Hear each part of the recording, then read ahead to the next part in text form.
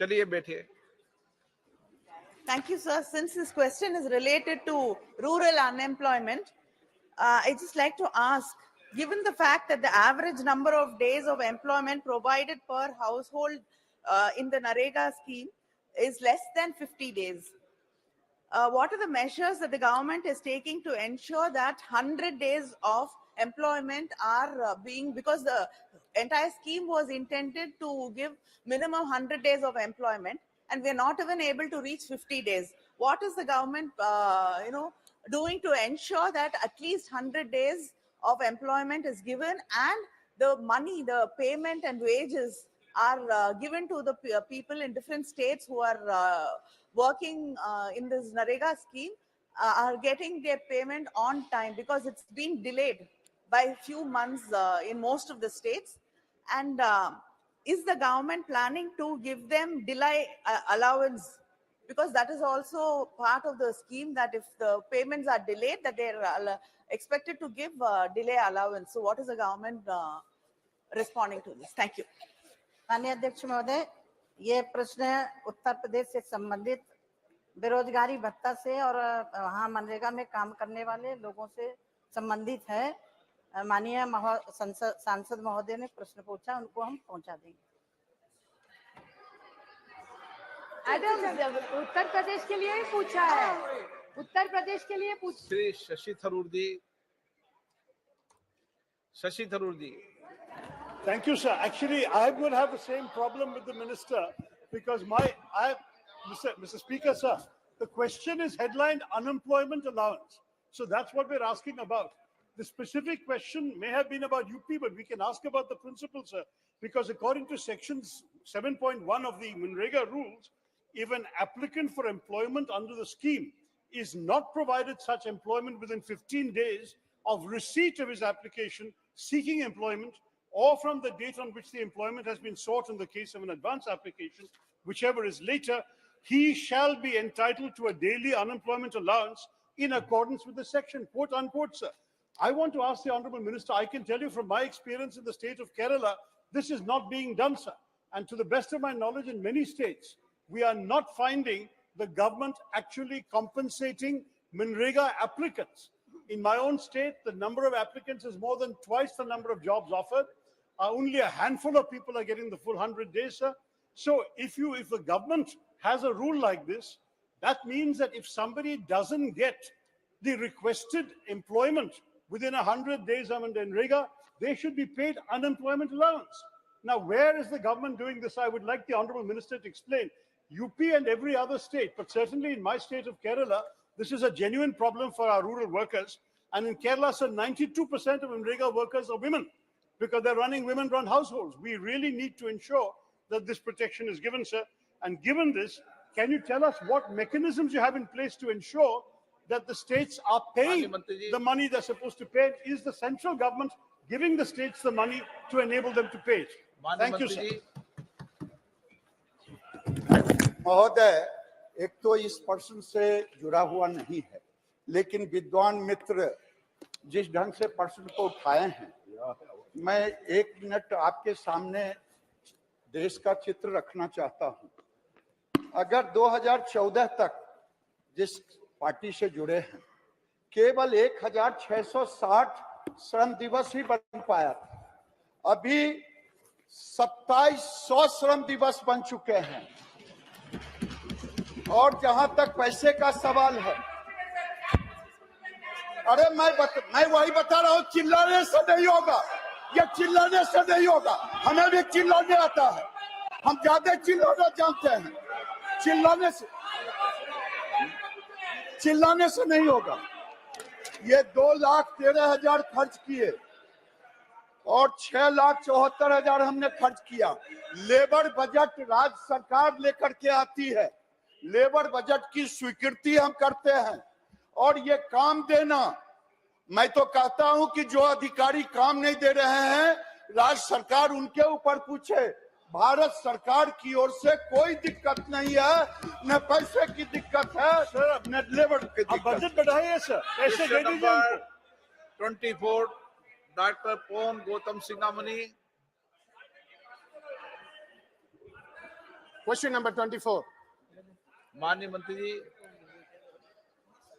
माननीय सदस्य। Sir, my first supplement is, in the reply by the Honorable Minister, it has been stated that most of works which are pending under the said program in certain states or in hilly states, sir. The very purpose of PMGSY is to make road connectivity in rural as well as in hill terrain areas. Kalvarani Hills and Yerkad Hills fall in my Kallakurchi parliamentary constituency, which needs better road connectivity. My question is, what are the steps the government proposed to take to remove the bottlenecks to complete the road projects in those states where the work is still pending despite many extensions?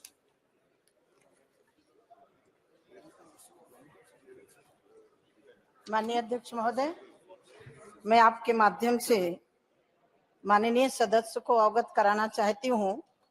उसके पहले प्रधानमंत्री सड़क योजना लागू करने वाले स्वर्गीय अटल बिहारी वाजपेयी जी को भी मैं बहुत बहुत अभिनंदन करना चाहती हूं। प्रधानमंत्री सड़क योजना एक गांव जो अलग थे उनको जोड़ने के लिए था। ये बात सही है कि जहां पहाड़ी एरिया है वहां सड़क बनाने में कहीं ना कहीं दिक्कत आती है, पानी बरसता है। फिर भी मैदानी क्षेत्रों में सड़कों की बहुत तेज गति से काम हुआ है, 1 और 2, 3, और उसमें भी राज्यों को हमने समय बढ़ाया है। जहां 19 तक था उसके बाद हमने 22 तक किया और 22 के बाद 2 के लिए हमने 24 तक कर दिया है, 3 के लिए 25 तक कर दिया है। ये सड़कों का काम राज्यों को करके पूरा करना है। Honorable member. Specific question. Sir, I would like to note that there is a difference in allocating funds for districts in Tamil Nadu in rural areas, sir. So I would like to know from the Honorable Minister whether the government is considering to sanction further road projects and sanction funds equally for all districts in Tamil Nadu. Madam, when will the aircard road be built? You please answer that. माननीय अध्यक्ष महोदय, सड़क एक सतत प्रक्रिया है जिसकी जब पूरी होती है उसको निधि जारी की जाती है। 1, 2 और इस टाइम 3 का काम चल रहा है, लेकिन कई राज्य अभी 1 और 2 को पूरा नहीं कर पाए। इसलिए जिन राज्यों से सदस्य आते हैं अपने राज्यों को प्रेरित करें कि पहले 1 और 2 को पूरा करें। पैसे की कमी नहीं है, पैसा हमारा पूरा जा रहा है, लेकिन अभी पूरी 2 और 1 की सड़क नहीं बन पाई। हम 3 में पहुंच चुके हैं। मैं बधाई देना चाहती हूँ उत्तर प्रदेश सरकार को। उत्तर प्रदेश सरकार ने लगभग पूरा कर लिया है। इसके लिए उत्तर प्रदेश सरकार में पहली सरकार है प्रदेश केंद्र में देश में जो सड़कों का काम पूरा किया।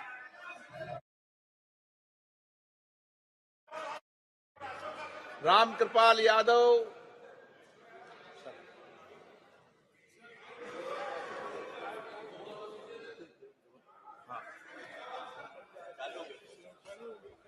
सर, आभार व्यक्त करते हैं। सर, आपने एक महत्वपूर्ण क्वेश्चन के लिए मुझे अनुमति प्रदान की है। सर, ये प्रधानमंत्री ग्रामीण सड़क योजना पूरे अटल बिहारी वाजपेयी स्वर्गीय नहीं है, उनको आदर। उन्होंने एक कंसेप्ट के साथ प्रारंभ किया और पूरे देश में गांव को सड़कों से जोड़ने का एक नया उदाहरण पेश करने का काम किया और वर्तमान मोदी जी की सरकार ने इस पे बहुत गति देने का काम किया है। मैं सर आपके माध्यम से अपने राज्य बिहार के संदर्भ में जानना चाहूंगा कि जैसा कि पता है कि फेज 1, फेज 2 और फेज 3 सड़कों के निर्माण के लिए धनराशि आवंटित की गई। मैं ये जानना चाहता हूं आपके माध्यम से कि बिहार में फेज 1, फेज 2 की जो सड़कों के लिए आपने लक्ष्य निर्धारित किया था वो पूरा हुआ कि नहीं, और फेज 3 में आपने कितना किलोमीटर सड़क के निर्माण की अनुमति प्रदान की है, अब तक उसकी क्या प्रगति है, ये हम जानना चाहेंगे, खासतौर पर बिहार के संदर्भ में। Sir, thank you. महोदय, माननीय सदस्य ने बिहार से जुड़ा हुआ प्रश्न पूछा है, वैसे तो ये नहीं था। फेज 1, फेज 2 में वो सड़कें बची है जो उग्रवादी से जुड़ा हुआ क्षेत्र है। फेज 3 में 6162 किलोमीटर का लक्ष्य दिया गया, जो अभी तक केवल स्वीकृत तो हो गई है, वो 5000 605 किलोमीटर और स्वीकृत किए जाने बाकी हैं अभी केवल 267 फेज 3 में। श्री के Muraleedharan. The PMGSY road is the direction from the central government. The width will be 8 meters. But in the state of Kerala, most of the roads are only 6 meters. So I request the government that should adopt a state-specific rule for this purpose. Then only we can, especially the state of Kerala, will be get benefit because we want an exemption or a state-specific rule.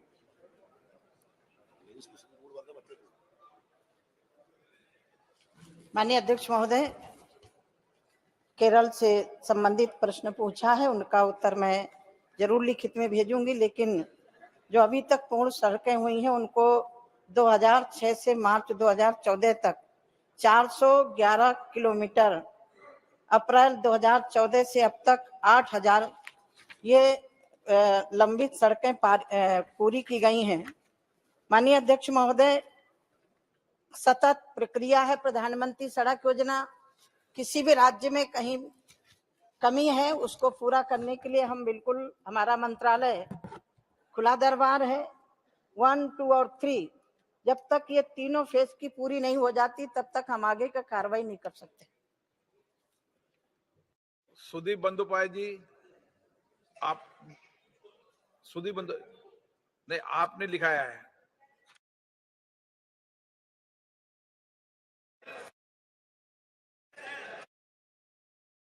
Sir मेरा 23 का थे, मैं पूछे?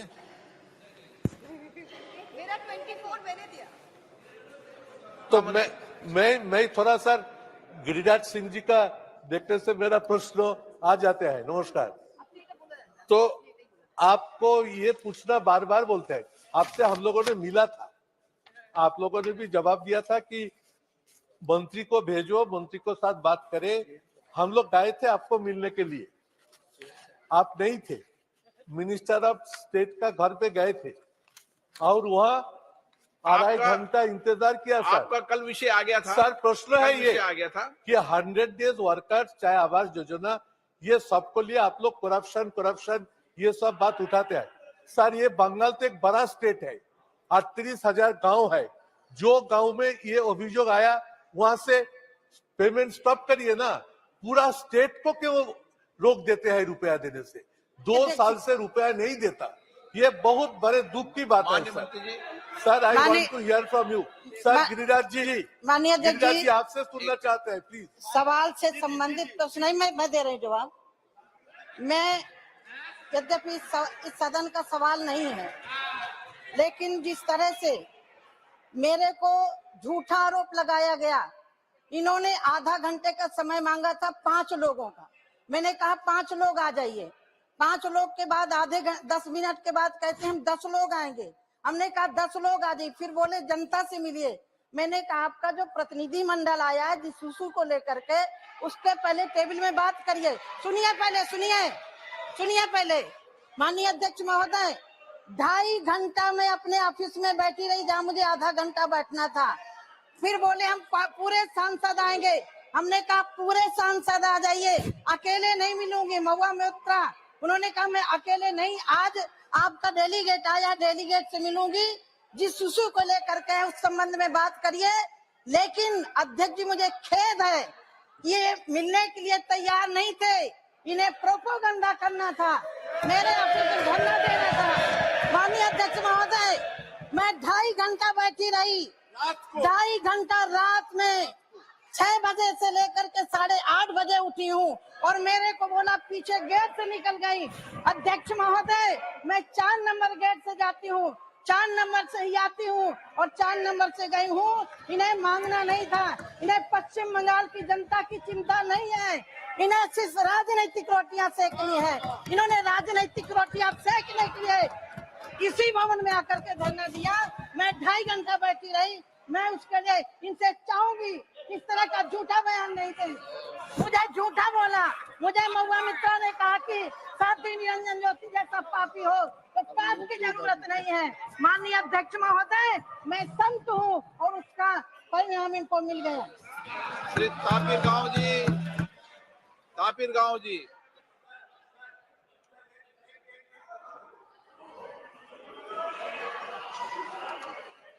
श्री तापिर गांव जी, आप पूछिए तापिर गांव जी। Honourable speaker sir, मैं ऑनरेबल मिनिस्टर से 2 बार मिला हूँ। हमारा अरुणाचल प्रदेश में 3 जिला है जहां उग्रवादियों का डिस्टर्बेंस है। PMJSY फेज 1, फेज 2 का लेफ्ट आउट हुआ। मंत्री जी ने कहा कि मैंने परमिशन दे दिया है, लेकिन परमिशन तो दिया है, लेकिन पान तो नहीं दिया। तो स्टेट गवर्नमेंट कैसे फेज 1 और फेज 2 का लेफ्ट आउट PMJSY को कैसे बनाएंगे? मैं मंत्री जी से जवाब चाहता हूं। और पान कैसे रिलीज करेंगे फेज 1 फेज 2 का, ये मंत्री जी जवाब चाहता हूं। ये सदस्य, आप इनका माननीय मंत्री जी इनका जवाब दो। माननीय अध्यक्ष महोदय, माननीय सदस्य ने मेरे पास आए और मैंने इनके कहने पर समय अवधि दिया हूं, बढ़ाया हूं। राज्य सरकार से अनुरोध कर रहा हूं कि वो पूरा कर दे। क्वेश्चन नंबर 25, अब ये बोलो। मनोज राजौरिया जी।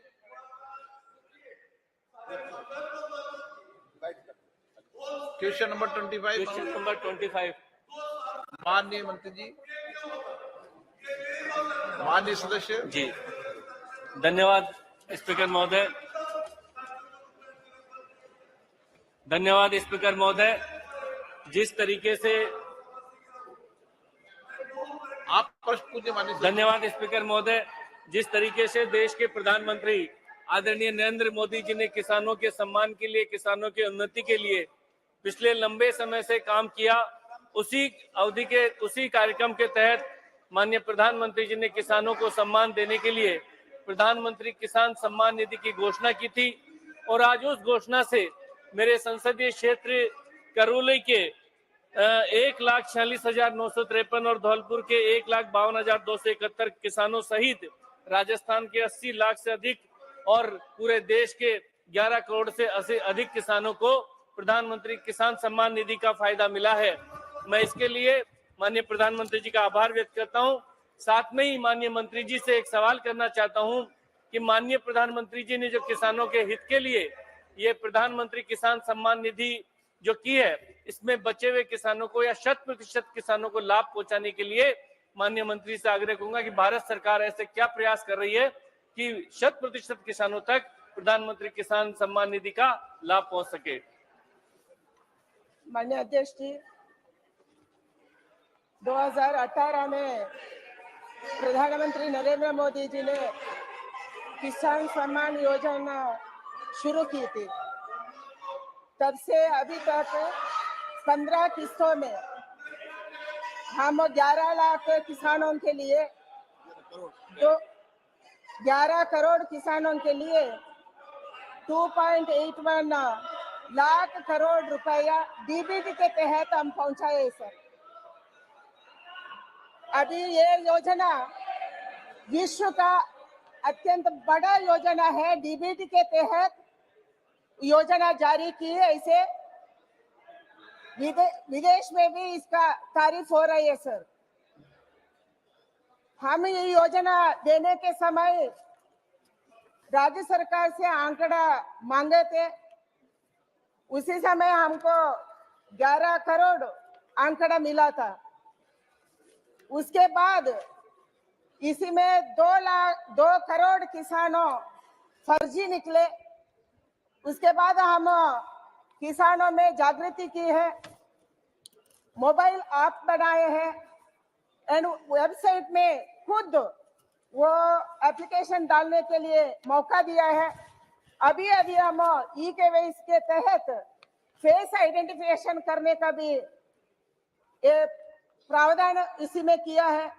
इसीलिए हमारा सरकार का इच्छा है किसान सम्मान योजना को सैचुरेशन पॉइंट में लाना, सब किसान को वो देना। ऐसे करके हम अभी हमारे काम शुरू किए सर, इसीलिए ये बड़ा योजना विदेश में भी इसका तारीफ हो रहा है सर। सप्लीमेंट्री। धन्यवाद माननीय मंत्री महोदय जी। मैं एक सवाल और आपसे पूछना चाहूंगा कि माननीय प्रधानमंत्री जी ने जिस तरीके से पिछले 9 वर्षों में किसानों को आर्थिक संबल और उन्नति करने के लिए उनकी फसल को समर्थन मूल्य देने के लिए एमएसपी का जो मूल्य बढ़ाया है, किसानों को अधिकतम फसलों पर एमएसपी दी और अधिक से अधिक फसलों की खरीद की घोषणा की। कुछ फसलें ऐसी भी रही जिसमें प्रधानमंत्री जी ने एमएसपी को 1.5 गुना से भी अधिक मूल्य पर उनकी फसलों की खरीद की। मैं आपसे माननीय मंत्री महोदय जी से आपके माध्यम से जानना चाहूंगा कि पिछले 9 वर्षों में कुछ किन किन फसलों को 1.5 गुना से अधिक एमएसपी पर उन्होंने खरीदने का काम किया और 9 वर्षों में कितनी फसलों की उन्होंने किसानों से खरीद की और किसानों को लाभ दिया और उनका आर्थिक उन्नति में, उनके सम्मान को बढ़ाने में सहयोग किया। माननीय अध्यक्ष जी, किसानों को उनके उत्पाद में लाभकारी मूल्य सुनिश्चित करने के लिए कृषि लागत और मूल्य आयोग की सिफारिश के आधार पर 22 मैंडेटेड कृषि फसलों के लिए एमएसपी दे रही है सर। हमारे सरकार 2018-19 में बजट में हम बताए थे उत्पादन के लागत का 1.5 गुना स्तर पर हम ये घोषणा किया है, उसका आधार पर हम एमएसपी देना है ऐसा हम बताए थे। उसका आधार पर 2018-19 में मैंडेटेड खरीफ, रबी और अन्य बागवानी फसलों के लिए MSP all India weighted average cost production का लागत पर कम से कम 50% मुनाफे के साथ निर्धारित की जाती है सर। वर्ष 2014-15 में ये खाद्यान्नों का खरीदे में 759.44 लाख मीट्रिक टन था।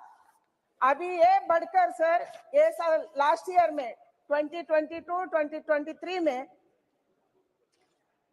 1062.69 लाख मीट्रिक टन खरीदी हुई है सर, जिसमें 1.6 करोड़ से ज्यादा किसानों को लाभ हुई है and expenditure incurred on procurement of food grains increased 1.06 lakh crores in 2020-23. It was 1.06 crore in 2014 में था।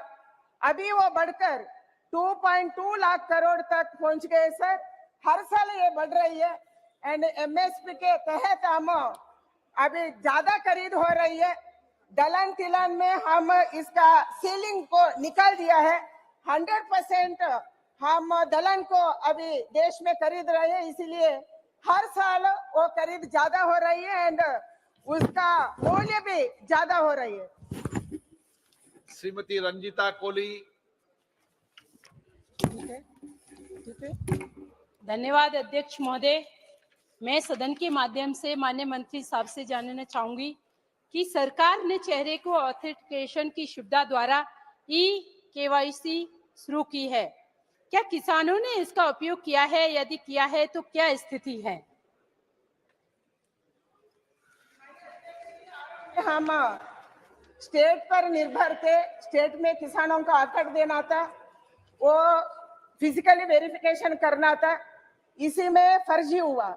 उसके बाद हम 13th इंस्टॉलमेंट के बाद हम किए सर आधार लिंक्ड किसान सम्मान योजना देने को हम तय किया है। उसके बाद 15th इंस्टॉलमेंट में अभी हम दिया हुआ इंस्टॉलमेंट में केवाईसी किया है। केवाईसी के तहत वो तो हम फेस आइडेंटिफिकेशन करने का घोषित किया है। इसी में ज्यादा से ज्यादा किसान अभी जुड़े हैं एंड 100% ऑथेंटिकेशन के साथ वो हो रही है sir. And it is example of good governance, it's example of transparency and also it is example of digital governance in India sir. इसीलिए ई केवाईसी में अच्छा हो रही है एंड सब किसानों इसके साथ जुड़ रही है। ये बहुत इजी है, हमारा मोबाइल ऐप में गूगल डाउनलोड करना एंड डाउनलोड करके हम उसको वो तो प्ले स्टोर में गए तो कोई भी किसान हमारा खेती में रुक के खेती में खड़े होके वो कर सकते हैं। ऐसा एक ई केवाईसी हमारा सरकार बनाया है। अधीर रंजन चौधरी जी। सर, हम सब जानते हैं कि ये सरकार ने 3 कृषि कानून लाने की उपरांत सारे देश के किसानों ने इकट्ठा होकर ये किसान विरोधी 3 कानूनों के खिलाफ जो वो बगावत छेड़ी थी। आपका प्रश्न क्या है सर?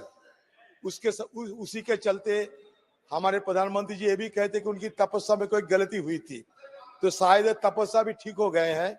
लेकिन उस समय किसानों ने यह मांग किया था कि एमएसपी को, मिनिमम सपोर्ट प्राइस को लीगल राइट की दर्जा दिया जाए। मैं सरकार से ये पूछना चाहते हैं कि एमएसपी की लीगल राइट देने में ये सरकार कोई फैसला लिया है? क्योंकि तोमर साहब, आप जानते हैं कि आज हिंदुस्तान में रोजाना 35 किसान गरीबी के चलते खुदकुशी भी कर रहे हैं। ऐसा कोई रिकॉर्ड नहीं है। इस हालत में एमएसपी के लीगल राइट की, एमएसपी और लीगल राइट, इस मुद्दे पे आप जवाब दीजिए। लोगों को भोजन मिल रहा।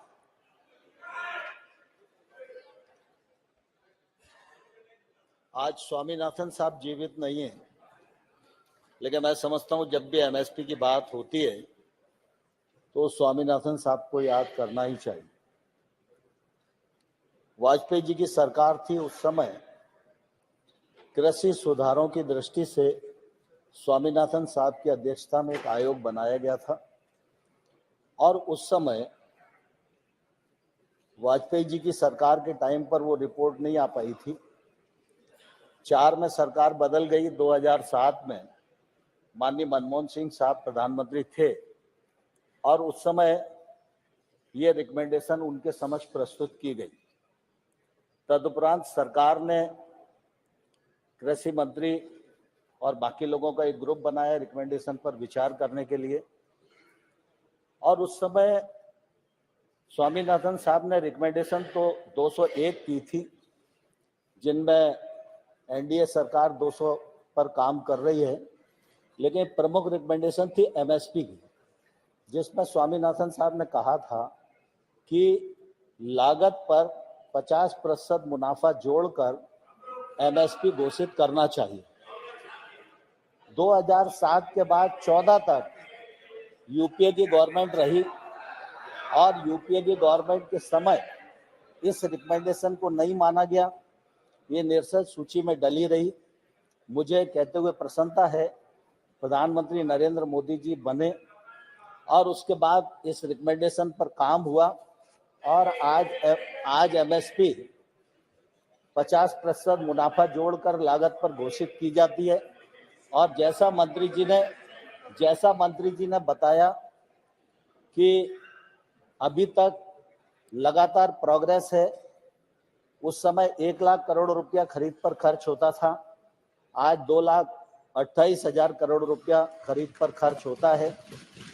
और साथ ही साथ मैं यह भी बताना चाहता हूं कि जो किसान आंदोलन की बात की, उस समय जो समिति बनाई गई थी, वो समिति में 3-4 विषय थे, जिसमें प्राकृतिक खेती भी थी, बाकी सुधार भी थे और एमएसपी को और ठीक प्रकार से किसानों तक कैसे पहुंचाया जाए, इसके मैकेनिज्म पर विचार विमर्श करने की बात थी।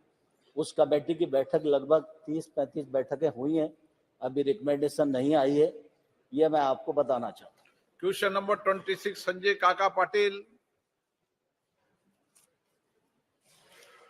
माननीय मंत्री जी।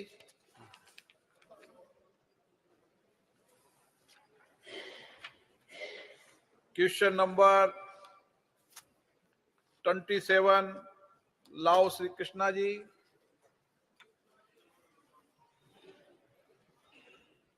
माननीय मंत्री जी।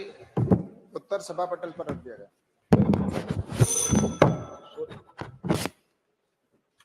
Sir, Andhra Pradesh is going through severe drought. Mandal, sir. There is a rainfall deficit ranging from 21% to 51% across different districts of Andhra Pradesh, sir. Specifically, coming to my district of Palnadu, specifically coming to my district of Palnadu and Guntur, there is a drastic reduction in sowing area of chili and cotton, sir. 48% of sowing in cotton has come down, 45% of sowing in chili has come down. Crop insurance should be a major relief for the farmers against erratic rainfall and climate change, sir.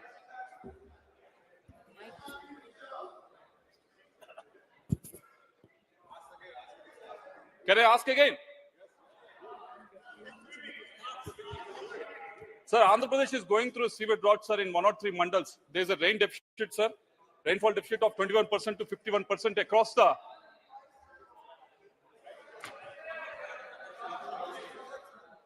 Sir, again, Andhra Pradesh is not being heard, sir. लगा लो, headphone लगा लो. Okay, बोलो, एक दोबारा बोल ले. Sir, the question is that the chili farms. Can you hear? Can I ask again, sir? Yes, आ रही है आवाज. Andhra Pradesh is going through a severe drought in 103 mandals, sir. There's a rainfall deficit of almost 21% to 55% across different districts of Andhra Pradesh. Specifically, coming to my district of Guntur and Palnadu, there's a drastic reduction in sowing area of cotton and chili, sir. It has gone down by 48% in cotton and 45% in chili, sir. Crop insurance should come as a major relief for farmers against erratic rainfall and climate change, sir. So the question to the minister is, chili crop, which comes under the yield-based, whereas it is sowed under the irrigated base, but it is classified as yield-based under the insurance, sir. So the question for you is whether government is looking that chili crop can be moved from yield-based to the irrigated weather-based. माननीय अध्यक्ष महोदय जी, प्रधानमंत्री फसल बीमा योजना बहुत ही महत्वपूर्ण योजना है। देश भर में किसानों को एक कवच प्रदान करता है कि किसान के अगर किसी प्रकार का नुकसान होता है तो फसल बीमा के माध्यम से वो उसको कवर होता है। और जैसा कि आंध्र प्रदेश के विषय पर आपने पूछा है कि उनको मिर्ची और उसमें वेदर बेस्ड आधार पे करने के लिए, तो मुझे आपसे इसमें ये कहना है कि जिस तरह से यहाँ पर अभी जिस तरह से किया जा रहा है, तो इसमें राज्य सरकार पूर्ण रूप से फसल बीमा के लिए कौन सी पैटर्न को अपनाना है, जो हमने उनको मॉड्यूल दे रखे हैं, उस मॉड्यूल के आधार पर वो करते हैं। और उसमें राज्य सरकार को पूरा अधिकार है कि कौन से नोटिफिकेशन के अंदर उसको किस तरह से करना है, तो वो राज्य सरकार वहां से जिस प्रकार से भी करना चाहे, वो अगर उस मॉड्यूल को अपनाना चाहते हैं जिसमें वो चाहे उसमें वेदर बेस्ड है, तो अगर वेदर बेस्ड पे जाना चाहता है राज्य सरकार उसको निर्धारित कर सकती है, क्योंकि राज्य सरकार इसके अंदर दोनों मॉड्यूल को राज्य सरकार को दे रखा है।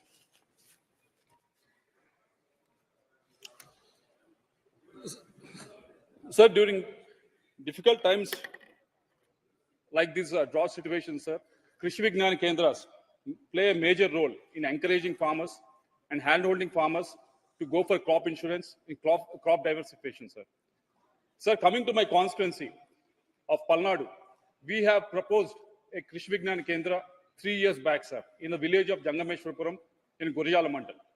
So 3 years back when we asked, they said, because it's a Corona time, we have not been deciding on the Krishi Vignan Kendra, sir. But it's been 3 years, we've been following it up in various offices, sir. But still there is no response to it, sir. So I request the minister to whether there is a policy by the union government to not sanction any KV case, or if they're going to sanction any KV case, or if they're going to do it before the 2024 elections.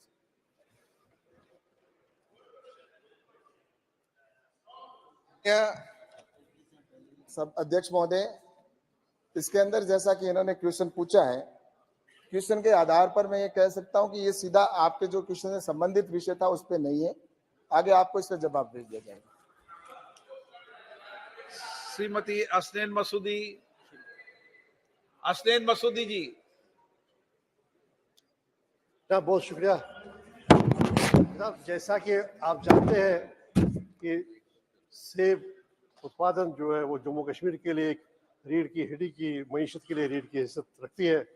तो मेरा ये सवाल होगा कि क्या सरकार जम्मू कश्मीर में सेब की पैदावार कोई 30 मिलियन टन के करीब होती है, क्या उसको PMBY में के दायरे में लाना चाहती है ताकि कंसेशन रेट्स पर जो प्रीमियम रेट्स हो उस पर ये भी इस जो सेब का जो सनत है तो फ्रूट जो इंडस्ट्री है उसको भी उसके दायरे में लाया जाए। और दूसरी बात है कि ये उम्मीद है कि सरकार पहले अवेयर होगी कि हेल स्टार्म की वजह से या कहीं कहीं आफाती जो भी समावती आफी होती है उस वजह से ये फसल में और ट्रांसपोर्टेशन की वजह से बड़ी मुश्किलात का सामना है। तो ये एक बड़ा एक होगा, एक अच्छा एक इंसेंटिव होगा वहाँ के फार्मर्स के लिए और एप्पल ग्रोवर्स के लिए अगर सेब को इसके दायरे में लाया जाए और कंसेशनल जो प्रीमियम रेट्स है उन वो अप्लाई हो। माननीय अध्यक्ष महोदय, निश्चित रूप से प्रधानमंत्री नरेंद्र मोदी जी की सरकार किसानों के साथ खड़ी रही है और खड़ी रहती है हमेशा। और जम्मू कश्मीर के अंदर जब सेब का अगर भाव कोरोना के समय में कम हुआ था तो उस समय भारत सरकार ने उसकी खरीद की थी, आपको ये अच्छी तरह से ध्यान में है। और निश्चित रूप से मैं ये कह सकता हूँ कि जम्मू कश्मीर के अंदर भी इसको कवर करने के लिए निर्णय निश्चित रूप से राज्य सरकार लेती है। इसमें राज्य सरकार का पूर्ण अधिकार है राज्य सरकार के अंदर। और मैं यही कह सकता हूँ कि भारत सरकार की ओर से इस प्रकार कोई अगर विषय आएगा तो निश्चित रूप से गंभीरता विचार। प्रश्नकाल समाप्त। कल माननीय सदस्यगण, मुझे कुछ माननीय सदस्यों द्वारा कुछ विषयों पर स्थगन प्रस्ताव की सूचना प्राप्त हुई है। मैंने स्थगन प्रस्ताव की किसी सूचना के लिए अनुमति प्रदान नहीं की गई है। सभा पटल पर रखे जाने वाले पद आइटम नंबर 2 श्री कृष्णपाल सामने सूची में क्रम संख्या 2 पर मेरे नाम के सामने उल्लिखित सूचीबद्ध दस्तावेजों को सदन के पटल पर रखता हूं। Item number 3 doctor Sanjeev Kumar Balyan ji से आज लोकसभा की संशोधित कार्यसूची में क्रम संख्या 3 पर मेरे नाम के समक्ष दर्शाए गए पत्र सदन के पटल पर रखता हूं। Item number 4 Shri Nityanand Rai ji. आज की पुनरीक्षित कार्यसूची में क्रमांक संख्या 4 पर मेरे नाम के सम्मुख उल्लेखित दस्तावेज सभा पटल पर रखता हूं। आइटम नंबर 5 सुश्री Shobha Karandlaje ji. I lay the paper shown at serial number 5 of the revised list of business in the Lok Sabha for today on the table of the House. Item number 6 Shri Kailash Choudhary ji. माननीय सभापति महोदय जी, आपकी अनुमति से मैं आज की लोकसभा की संशोधित कार्यसूची में मेरे नाम के सम्मुख मद संख्या 6 पर उल्लेखित पत्र सभा पटल पर प्रस्तुत करता हूं। Item number 7 Shri Ajay Kumar ji. कार्य सूची में क्रम संख्या 7 पर मेरे नाम के सम्मुख उल्लिखित दस्तावेज सभा पटल पर रखता हूं। आइटम नंबर 8 महासचिव जी। Sir, I have to report that Rajya Sabha at its sitting held on 4th December 2023 passed the Post Office Bill 2023. Sir, I lay on the table the Post Office Bill 2023 as passed by Rajya Sabha on the 4th of December 2023. Item number 9, Mahasaji ji.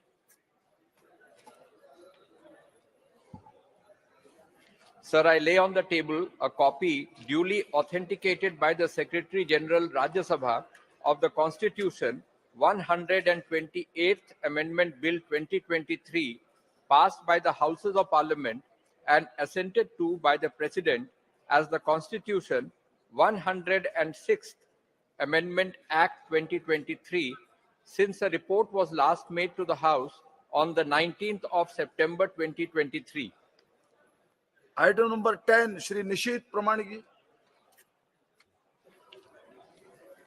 महोदय, आपकी अनुमति से मैं vibrant village programme के बारे में श्री सुशील कुमार सिंह संसद सदस्यों द्वारा पूछे गए अतारांकित प्रश्न संख्या 3112 के 8 अगस्त 2023 को दिए गए उत्तर में शुद्धिकरण में हुए विलंब के कारण बताने वाला वक्तव्य अंग्रेजी संस्करण सभा पटल पर प्रस्तुत करता हूं।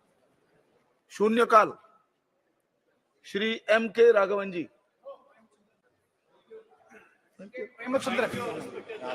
एम के राघवन, सॉरी प्लीज आपको जी। I wish to draw a grave disparity shown to Kerala. Today, only Kerala and another states are not allotted an AIMS-like institute. The government of Kerala had, in advance, identified Kinalur in my constituency, Kozhikode, sufficient land for establishing this prestigious medical institute. I have also repeatedly followed this for the last very many years. Yet, it is a dream come true. Sir, the availability of the AIMS at Calicut, a region which is deprived of advanced specialized medical centers, will be a major boon to the people of 7 districts in the Malabar region of Kerala and some regions of the nearby states like Karnataka and Tamil Nadu. Sir, the district is notorious for frequent Nipah and other virological outbreaks. The entire Malabar region is also prone to various lifestyle diseases, including cancer, cardiac, diabetes, respiratory ailments, and others. Sir, the setting of the AIMS in Kozhikode will enhance the healthcare as well as research facilities to address common disease, apart from helping people get treatment at doorstep. Sir, I strongly request both the Health Minister and Finance Minister to include the setting up of the proposed AIMS for Kerala at Kozhikode in the next budget proposal positively. Thank you, sir. Shri Pradyut Bordoloi ji. I raise my concern and I would like to register my grave concern and urge the relevant departments of the Government of India, especially Ministry of Home and Healthcare and Social Justice Department, to take urgent action, because there has been proliferation of the drugs use and substance abuses on the rise in this country. So you'll be surprised to know that in the northeastern region, in certain remote areas now, in the states of Manipur, in the states of Arunachal Pradesh and Assam and even Mizoram, so extensive poppy cultivation is expanding. And not only poppy cultivation, but also their processing plants have been set up, whereby there have been the very rise of the different types of drugs coming to the rest of the country from the valleys of Assam. So, as per the report of NDDTC and AIMS 2019-20, it is reported that over half of the total drug users of India come mainly from 8 states, 4 of which are in the northeast itself: Assam, Manipur, Sikkim, and Mizoram. So my state, Assam, is reported to currently have over 4 lakh drug users with 8 vulnerable districts, including in my constituency called Nagaon. So Nagaon has become a conduit district. A large quantity of drugs are every day coming out of through that area to the rest of the country. So my request to the Government of India to take urgent action to stamp these menace, and also, sir, the ministry should put up a rehabilitation center, counseling, and add a new dimension so that the drug abusers can be put at bay and counseling can be done and rehabilitation of the drug users can be taken up, sir. Thank you. Thank you. Shri N.K. Premchandran ji. Thank you very much, Mr. Chairman, sir. So this is the first time in my parliamentary experience I got the ballot as number 1, but I couldn't make it because of my learned friends. Sir, thank you very much for providing me this opportunity. The matter is pertaining to my constituency, the Greenfield National Highway 744, starting from my constituency, Kadampa to Onam Paripalli to Edaman, Edaman, Aringav, Tenmala, and Chengota and to Tirumangalam. That is National Highway 744. Greenfield Highway has been declared by the Government of India, minutes NHAI, but it is quite unfortunate that land acquisition has already been done. 3A notification is there, 3D notification has been completed, but so far the acquisition proceedings are not completed, and thereby the people who have already surrendered the land or people already consented for land acquisition, is in big trouble because they are not able to transact any business on the land which has already been under acquisition. What is the problem now is the state government has agreed that they will pay 25% of the total cost of land acquisition will be borne by the state government. That was the assurance given by the state government, but unfortunately, the state government has withdrawn from the promise. So, chair की तरफ पीठ मत कीजिए. the state government has withdrawn. The state government has withdrawn from the assurance, and they are not ready and willing to pay the 25% of the land acquisition cost. And subsequently, the government of India, Ministry of Road and Transport, Nitin Gadkari has suggested that if you are not able to pay the 25% of the land acquisition cost, GST exemption may be given for the materials of the construction, and also royalty for the rock blasting has to be given. And the state government and the central government, they had series of discussions, but so far no final decision has been taken. What is the problem is, it is 2 years back, the acquisition proceedings have started and the people are suffering. They are ready and willing to surrender the land.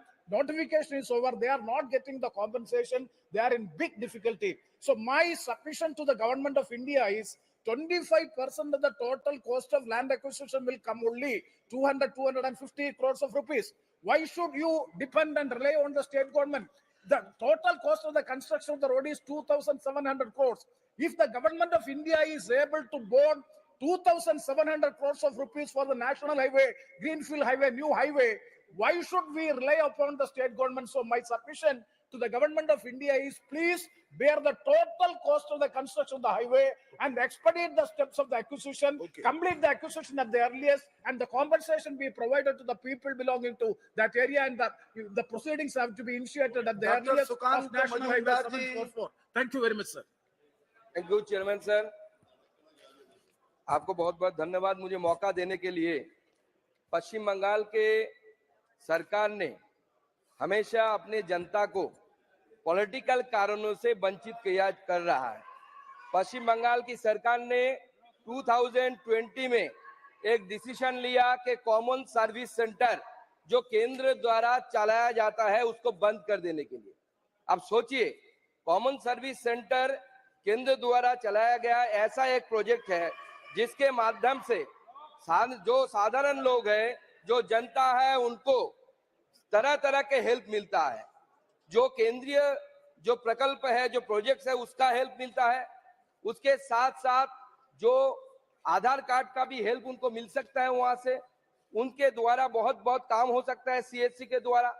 बंद सिर्फ नहीं किया, इसके कारण 40,000 लोग जो युवा इसके साथ जुड़े हुए थे, जो वहां पे जिनका इनकम होता था, जो सीएससी चलाते थे, उनको जो पंचायत की ऑफिस से वहां से डरा के, गुंडे देकर, धमका के उसको बाहर निकाल दिया गया कि आप यहाँ पे सीएससी नहीं चला सकते, सीएससी आपको बंद करना पड़ेगा। जो ऐसी सरकार, जो सरकार अपनी जनता की नहीं सुनती, जो सरकार अपने जनता को प्रताड़ित करती है, वो सरकार यहाँ पे आके अपने जनता के लिए जो आंसू, जो देखने वाला आंसू बहाते हैं।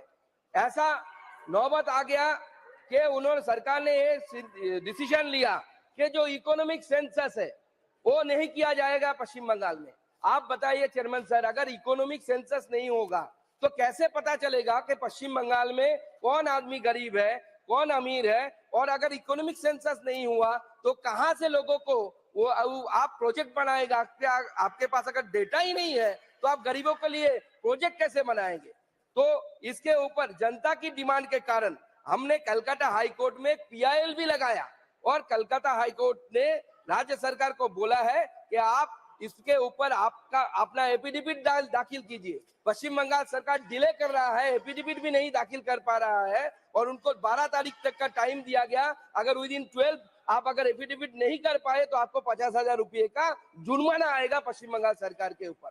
तो इस संदर्भ में मैं माननीय मंत्री जी से अनुरोध करता हूं, पश्चिम बंगाल की जनता को हित को ध्यान में रखते हुए रेल स्टेशन और पोस्ट ऑफिस जो है वहां पे सीएससी फिर से चालू किया जाए, तो पश्चिम बंगाल के जनता उस सीएससी का लाभ ले पाए। नहीं तो पश्चिम बंगाल की सरकार पश्चिम बंगाल की जनता को प्रताड़ित कर रही है। Thank you, sir.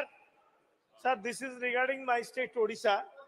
Sir, there were 34 government and 124 private polytechnics, which includes 22 new polytechnics, including one in my parliamentary constituency, Barampur, under the scheme of submission on polytechnics under coordinated action for skill development, covering all the 30 districts with at least one government polytechnics in Odisha. Sir, I thank the Union government for providing central financial assistance for implementation of the schemes, upgradation of existing polytechnics for 11 polytechnics and construction of women's hostel for 13 polytechnics. However, sir, there has been a critical issue before the state, and that is shortage of trained faculty required for these polytechnics. In the Odisha, there is only government polytechnic at Bhubaneswar, which has an extension center, that is National Institute for Technical Teachers Training and Research, Calcutta, under the Ministry of HRD, providing only short-term training, that is without any practical skill training facilities. Odisha doesn't have a board of practical training for which technician and graduate apprenticeship program and graduates are hampering.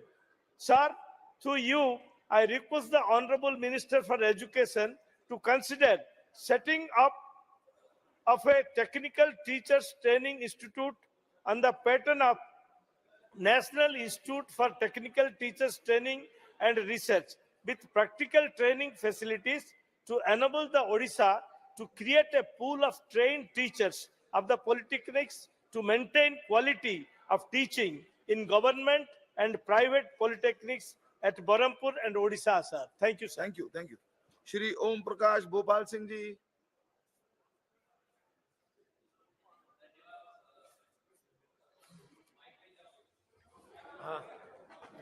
धन्यवाद सभापती महोदय. मी महाराष्ट्रातील अतिशय ज्वलंत विषयाकडे केंद्र सरकारचं लक्ष वेधू इच्छितोय. अध्यक्ष महोदय, मराठा समाज आणि धनगर समाज हा आरक्षणासाठी महाराष्ट्रामध्ये रस्त्यावर उतरलाय. मराठा समाजाला आरक्षण मिळावं म्हणून जवळपास 100 पेक्षा अधिक युवकांनी स्वतःच्या प्राणाची आहुती हे आरक्षण मिळावं म्हणून त्या ठिकाणी दिलेली आहे. अध्यक्ष महोदय, 15/11/2018 ला गायकवाड आयोगाच्या शिफारशीनुसार मराठा समाजाला 13% नोकरी आणि शिक्षणामध्ये त्या ठिकाणी आरक्षण दिलं गेलं. हे आरक्षण दिल्याच्या नंतर या आरक्षणाच्या विरोधात उच्च न्यायालयात याचिका दाखल केली की उच्च न्यायालयाने ती याचिका फेटाळली. त्याच्यानंतर सर्वोच्च न्यायालयात हे आरक्षण रद्द करण्याच्या दृष्टीने याचिका दाखल झाली. ही याचिका दाखल झाल्याच्या नंतर 20/9/2020 रोजी याच सार्वभौम सभागृहात मी केंद्र सरकारकडे मागणी केली होती की तामिळनाडूमध्ये 50%ची आरक्षणाची मर्यादा ओलांडली गेल्याच्या नंतर सुद्धा तिथलं आरक्षण टिकलं होतं.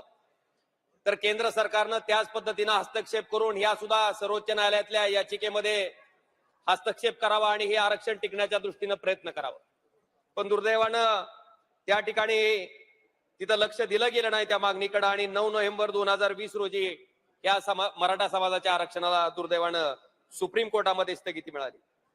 अध्यक्ष महोदय, याच्यानंतर 18/3/2021 आणि 14/12/2022 या 2 वेळेसही हे आरक्षण सुप्रीम कोर्टामध्ये न टिकण्यामागचं प्रमुख कारण होतं की आरक्षणाची मर्यादा 50% पेक्षा जास्त ओलांडल्या गेल्यामुळं हे आरक्षण सुप्रीम कोर्टानं रद्दबातल ठरवलं होतं.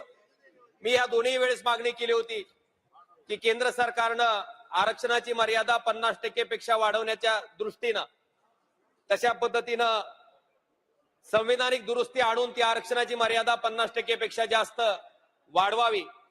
त्याचबरोबर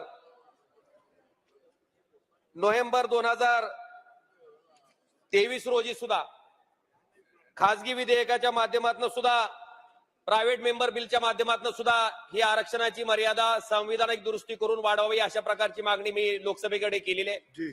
अध्यक्ष महोदय, एवढंच नाही, शिवसेना उद्धव बाळासाहेब ठाकरे या पक्षाच्या शिष्टमंडळानं महामहिम राष्ट्रपती महोदयांची सुद्धा भेट घेऊन मराठा आणि धनगर समाजाचं आरक्षण मिळण्याच्या बाबतीत केंद्र सरकारनं लक्ष घालावं, आरक्षणाची मर्यादा वाढवावी यासाठी भेट घेतली.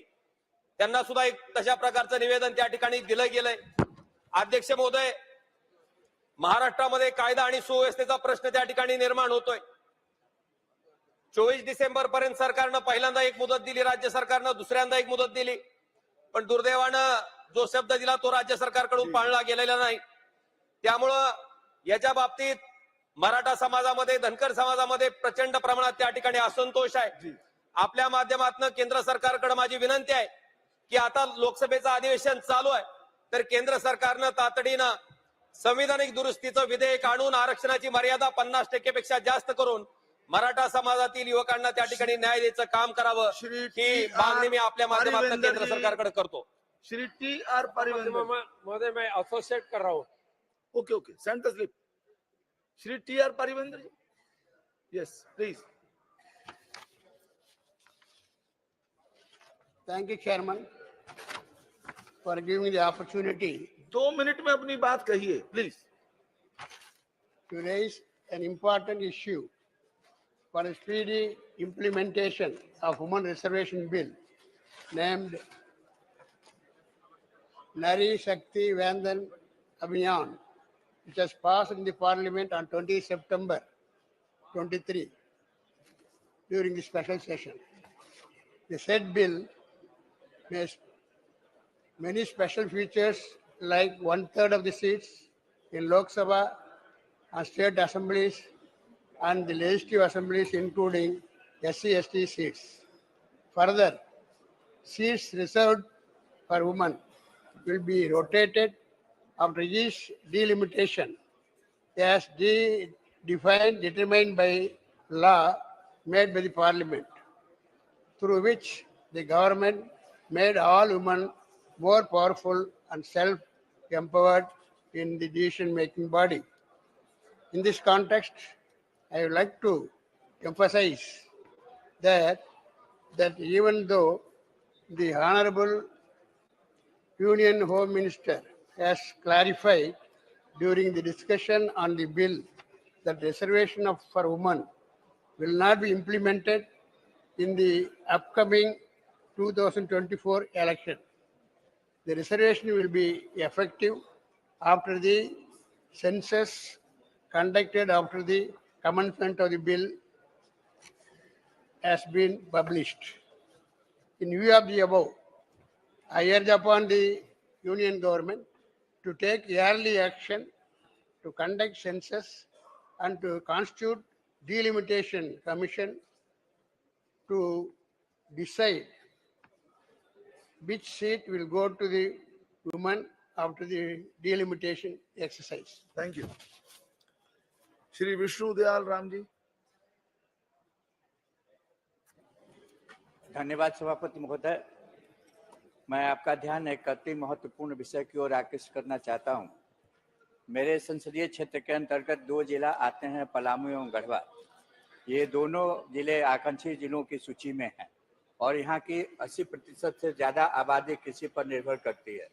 परंतु दुर्भाग्यवश ये दोनों जिले रेन शैडो एरिया में पड़ते हैं, जिसका नतीजा ये होता है कि प्रतिवर्ष यहाँ तो या तो अतिवृष्टि होती है या अनावृष्टि होती है, सीट बदल लीजिए, जिससे फसलें मारी जाती हैं और लोग बेरोजगारी का शिकार हो जाते हैं, पलायन के लिए मजबूर हो जाते हैं. यहाँ पर किसी प्रकार का कोई उद्योग धंधा नहीं है, जबकि उद्योग धंधा स्थापित करने के लिए यहाँ पर सारे तत्व मौजूद है. जमीन है, खनिज है, पानी है, बिजली है, वगैरह वगैरह. उद्योग धंधों के नाम पर मात्र एक कॉस्टिक सोडा फैक्ट्री है, जिसका ही उत्पादन क्षमता बहुत सीमित है और रोजगार देने की क्षमता और भी ज़्यादा सीमित है. ऐसी परिस्थिति में लोग पलायन करने के लिए मजबूर हो जाते हैं और प्रतिवर्ष जब झारखंड से बाहर रोजगार के लिए जाते हैं तो उनकी लाशें आती है जो बहुत हृदय विदारक उत्पन्न करती हैं. ऐसी परिस्थिति में मेरा आपके माध्यम से माननीय उर्वरक एवं रसायन मंत्री जी से अनुरोध है कि वहाँ पर खाद का कारखाना स्थापित करने की कृपा करें, ताकि लोगों को रोजगार मिल सके, कृषि की उपज में वृद्धि हो सके और पलायनवाद की भी समस्या समाप्त हो सके. धन्यवाद. श्री सप्तगिरी शंकर उलाका जी.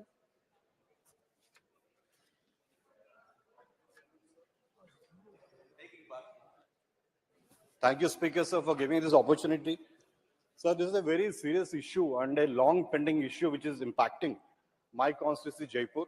Sir, this is about the transfer of EPF past accumulations of employees of erstwhile Built Graphic Paper Products Limited, BGPPL, Unit Seva, which comes under OR/BAM/2910.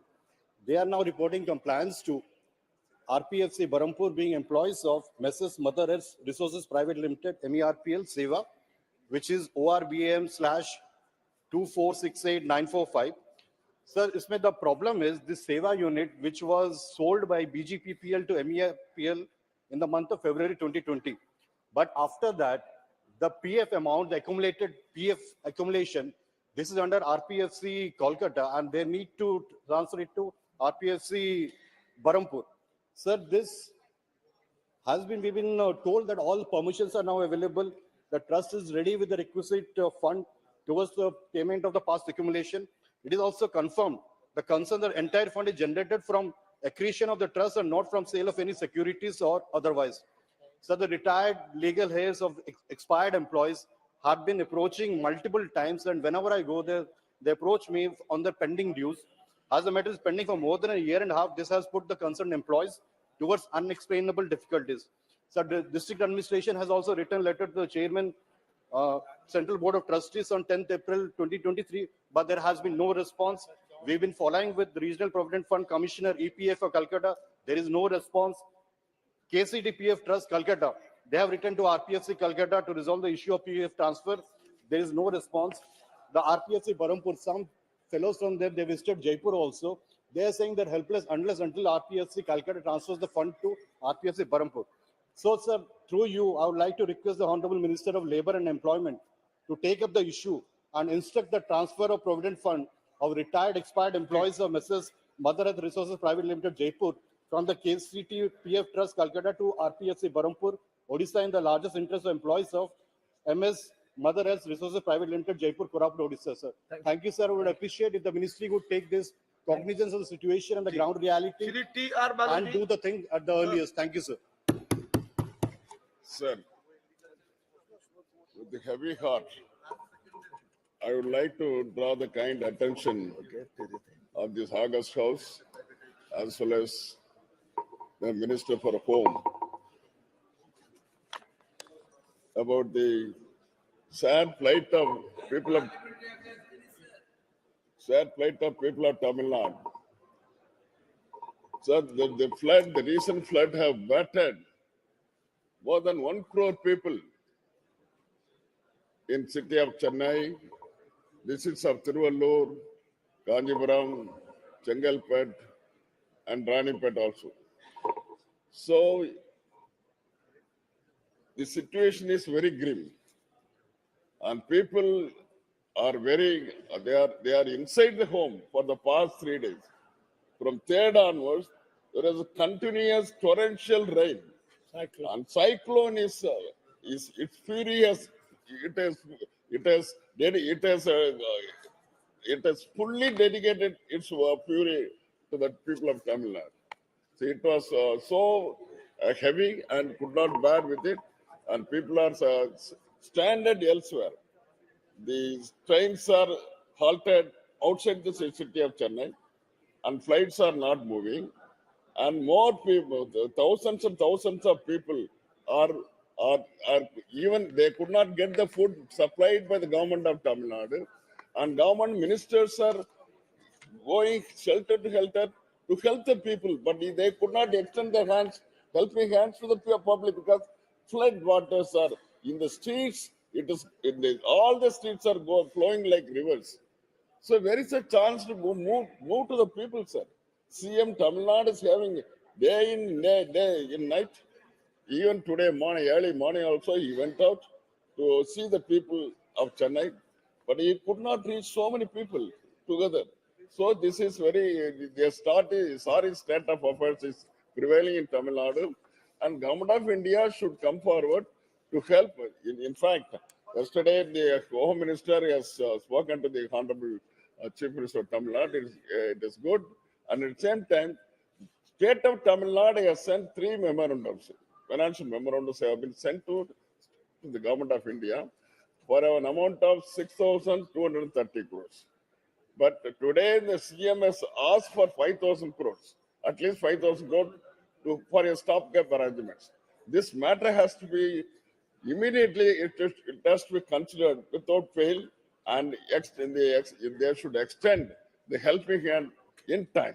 In time means they have to do it quickly, and central team should be sent to the states, to the districts, wherever the problem arises, and quickly this team should go. Enough team should go so that in one go they should assess the situation, what is the damage occurred, how the more than 8 people have died so far, and we don't know what is the toll as of now.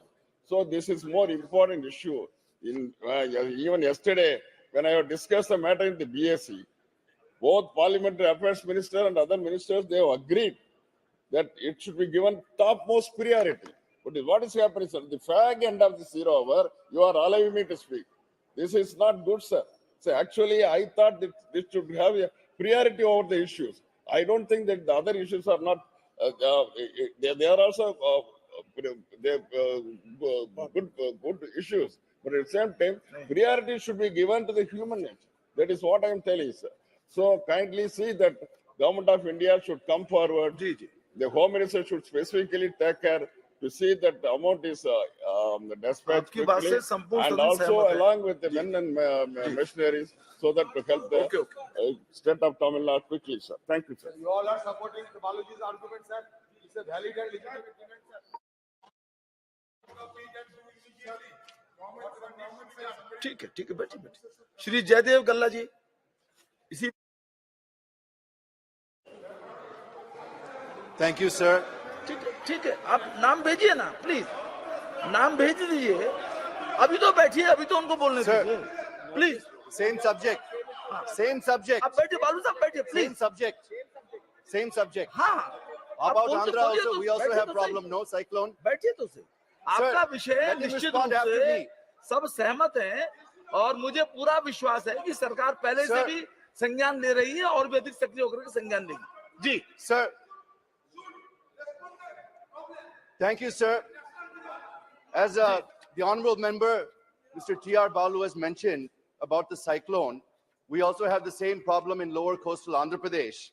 There has been very heavy rain over the last 2 days due to the cyclone over the west central Bay of Bengal of southern AP, sir.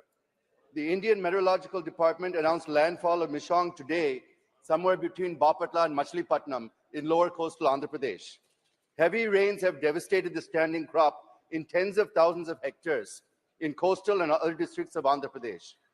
This cyclone has brought tears to the farmers as the crop which is ready for harvest is lost before their very eyes, sir. The state government is still in the process of identifying and assessing the damage, and it may take some time to come to the conclusion about the damage to crop, life, and property. Due to the heavy rains, roads have been damaged, supply of electricity is disturbed, people are not able to fetch essentials apart from other problems being faced by them. In view of the above, I appeal the Honorable Prime Minister, Shri Modi ji, for immediately sending the central team once the rain recedes for assessing the damage caused to the standing crop, roads, buildings, electricity supply, and other infrastructure facilities, and submitting its report to the government for release of central assistance. Pending the report of the central team, I request the Honorable Prime Minister and the Honorable Home Minister to release 5,000 crores to Andhra Pradesh as an interim relief immediately to deal with the relief and rehabilitation work due to cyclone Mishong. Thank you very much, sir. Shri Mohan भाई कुंडारिया जी जी मोहन भाई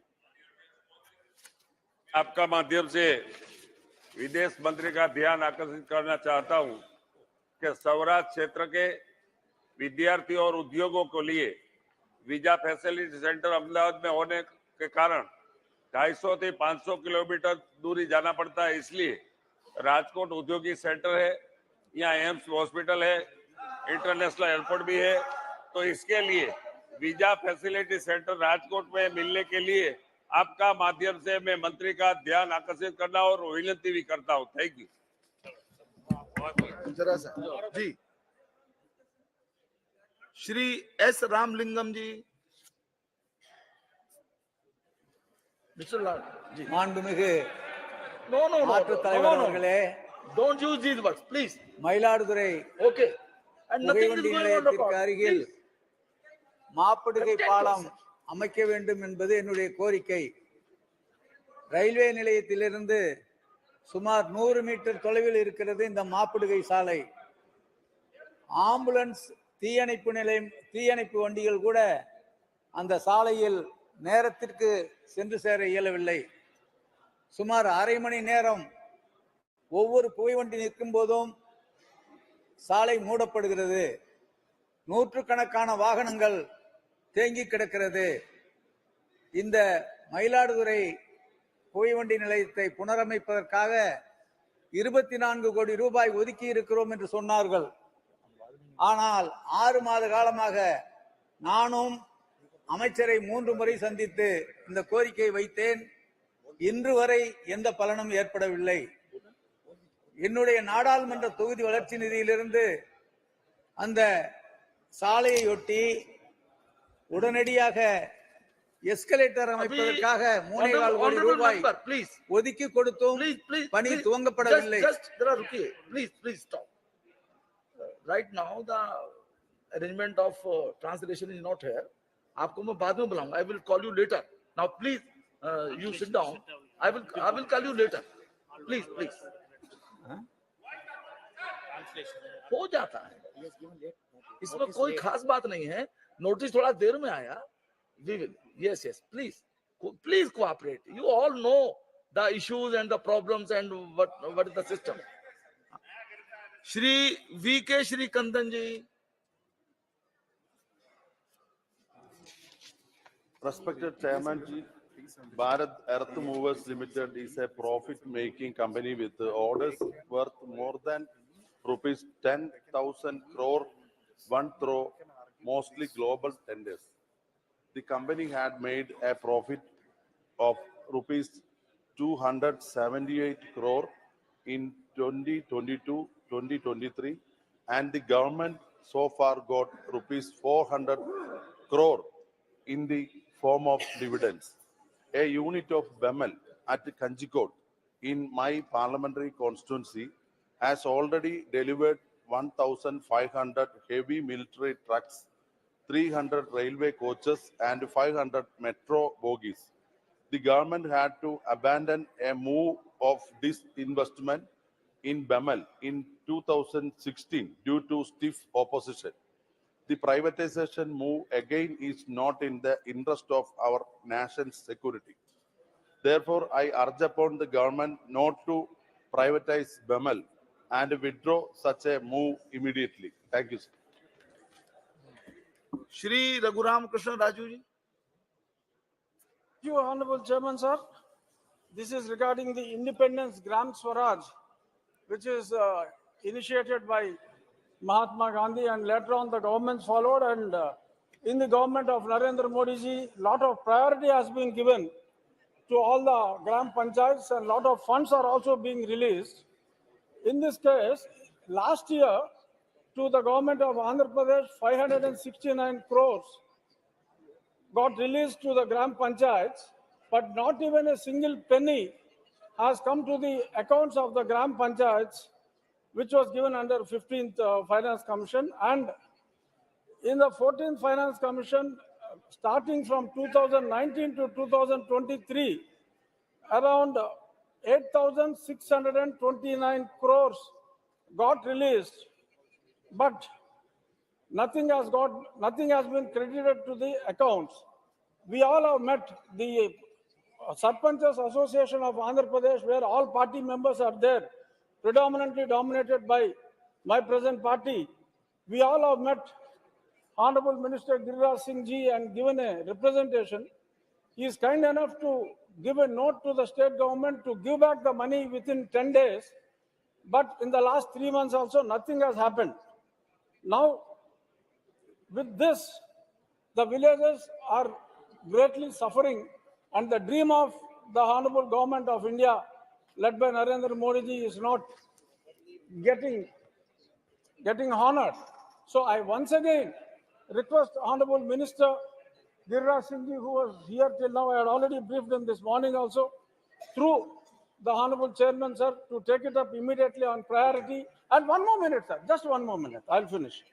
And there has been a new system known as volunteer system, which has totally replaced the sarpanches and the ward member system, wherein totally dysfunctional. The village system has got totally dysfunctional. I request the Honorable Member Panchayati Raj, as far as the village development is concerned, it should be left with only the Panchayat, Sarpanch and the ward members, not with the volunteers. Thank you, sir. Okay. Dr. Dhal Singh Bisen ji. बहुत बहुत धन्यवाद सभापति महोदय। जैसा कि आप जानते हैं कि वर्तमान युग डिजिटल का है और इसके लिए बहुत ज़्यादा अच्छे नेटवर्क की आवश्यकता होती है। और जैसा कि आपको विदित है अध्यक्ष महोदय कि वर्तमान में सारे काम ऑनलाइन होते हैं, चाहे वो ऑफिस के काम हो, किसानों के काम हो, पढ़ाई लिखाई के काम हो, चाहे विभागीय सारे काम हो, इन सब के लिए, चाहे सार्वजनिक वितरण प्रणाली का काम हो, सभी काम के लिए ऑनलाइन बैंकिंग करनी हो तो भारत जो है एक डिजिटल लेन देन के लिए विश्व में प्रसिद्ध है। और डिजिटल लेन देन हो या कार्यालयीन कार्य, इन सब के लिए मोबाइल नेटवर्क अति आवश्यक है अध्यक्ष महोदय। किंतु आज भी अनेक क्षेत्र ऐसे हैं जहां मोबाइल नेटवर्क सब जगह ठीक से कार्य नहीं कर पा रहा है और जिसके कारण से इन सारे विभागीय छात्र छात्राओं और अनेक सारे कामों के लिए नेटवर्क की उपलब्धता ठीक से नहीं होने के कारण, नेट ठीक नहीं चलने के कारण सारे काम प्रभावित होते हैं।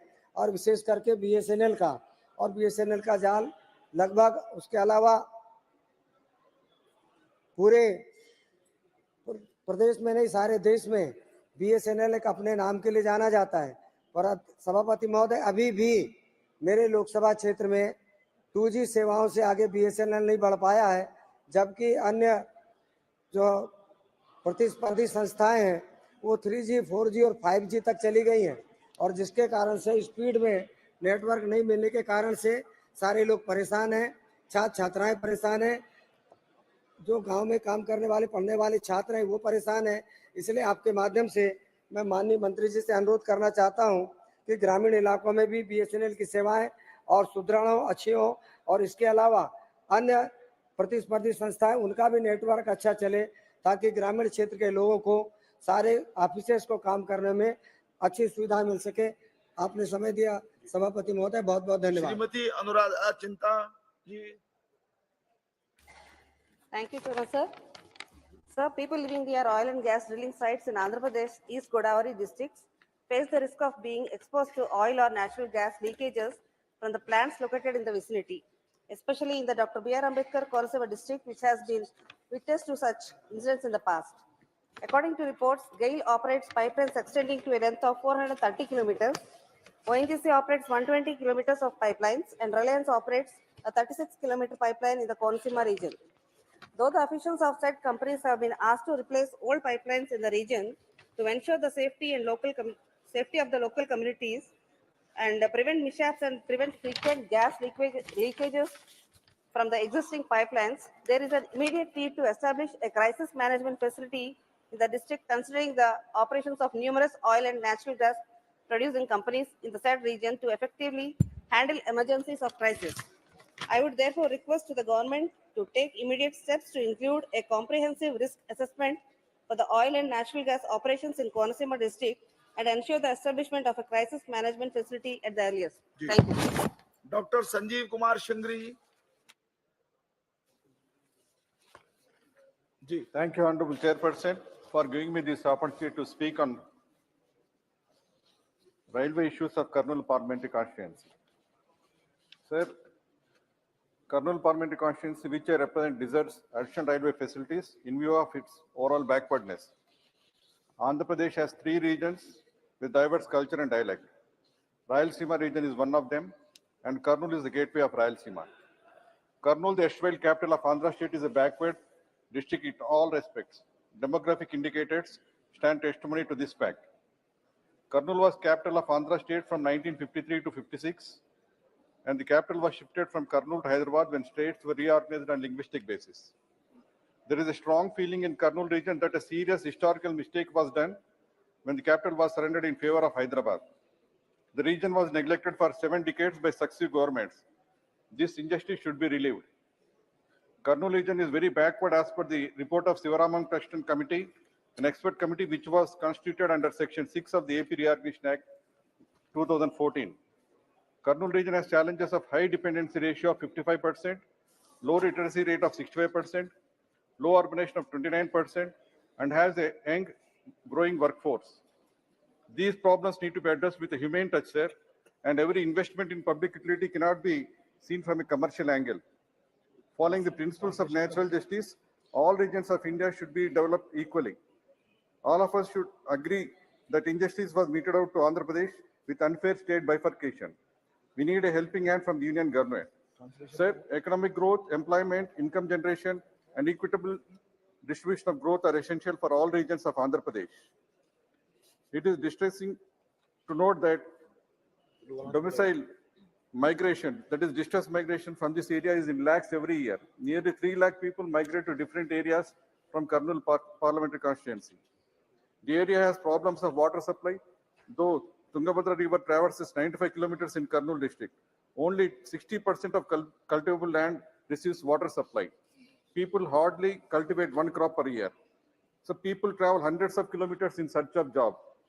People are asking for a better connectivity with cities like Visakhapatnam and Vijayawada, which are the 2 cities of Andhra Pradesh. National highway connecting Kurnool and Vijayawada, which traverses through reserve forest, needs upgradation. Road journey is tedious, and there is no express train connecting between Kurnool and Vijayawada and Visakhapatnam. So at least a good railway connectivity is needed for this region. We are not asking for a new railway track. We are just asking for a train service on the existing railway tracks. As a representative of 22 lakh population of Kurnool region, I have been requesting railway authorities for some facilities like train halls at Madhikera, Kosigi and Adoni, direct train service from Kurnool to Mumbai in favor of thousands of North Indian families doing business in Kurnool, and speeding up of construction of railway rehabilitation workshop at Kurnool. Sir, I made nearly 15 representations to Railway Ministry in past 4 years. Response is not encouraging. I take this opportunity to request the Honorable Minister of Railways to please start a daily train service from Kurnool to Visakhapatnam via Vijayawada. A tri-weekly train with number 07237 was running on ad hoc basis, but that too was withdrawn recently for reasons better known to the officials. Thank you. Sir, passenger services cannot be viewed in commercial angle.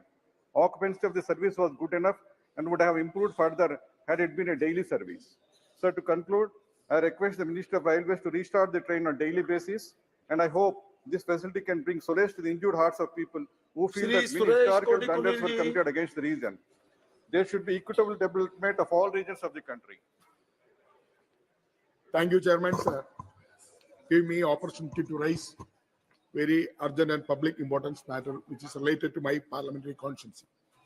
Sir, the fight and agony of cashew workers who are workers in Kollam and Alappuzha in Kerala who are striking for want of renewed wages and decent benefits from their occasion is a grim and unfortunate picture of the crisis engulfing the cashew sector in Kerala, which is livelihood of more than 3.5 lakh workers, a majority of them being women from backward communities. The minimum wages of cashew workers are not revised even after 10 years since then Umanjandi government, which was the last government to have increased the wages of cashew workers. The present state government under Chief Minister Pinarayi Vijayan has ignored the plight of cashew workers and their wages is not revised. The present wages are even lower than wages of Manrega workers. The strike of cashew workers, including in my parliamentary constituency, various cashew factories like Karimulakal, Moranad, and adjacent constituency, Kayangulam, and also Adinad, Kollam. So all factories come under Cashew Development Corporation. Demanding rise the minimum wages is not limited to Kollam district alone, but also these cashew workers are striking not only in Kollam district, other districts also. My Kalapi, Pathanamthitta, Thiruvananthapuram district also facing this crisis. So, but sir, the benefits of cashew workers, including ESI and PF benefit, also not getting properly, because the BSI benefit is denied cashew workers because of the thin attendance, the working hours and also working days also coming working days also not properly. That's why ESI benefit also and also PF benefit also not getting your for demand? cashew workers. Ji. So I am coming, sir.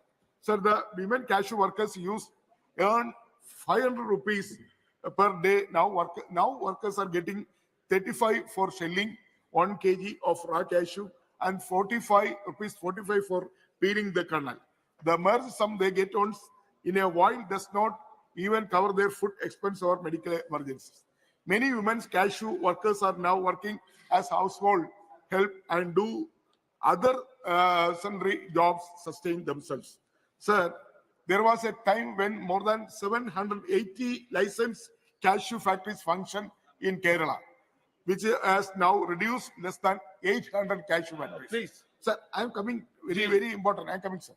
Sir, the 1980s and 1990s, cashew exports peaked 125,000 metric tons, which has sealed down to less than 20,000 tons.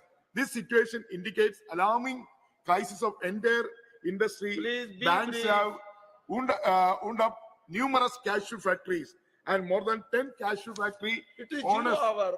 Please. Yeah, more than 10 cashew factory owners whom small size factories own have committed suicide in Kerala. Therefore, the plight of the cashew workers must be addressed by declaring special package for welfare of cashew workers with the umbrella welfare option, including ex gratia, Shri financial Sanjay support Seth ji, during the period of.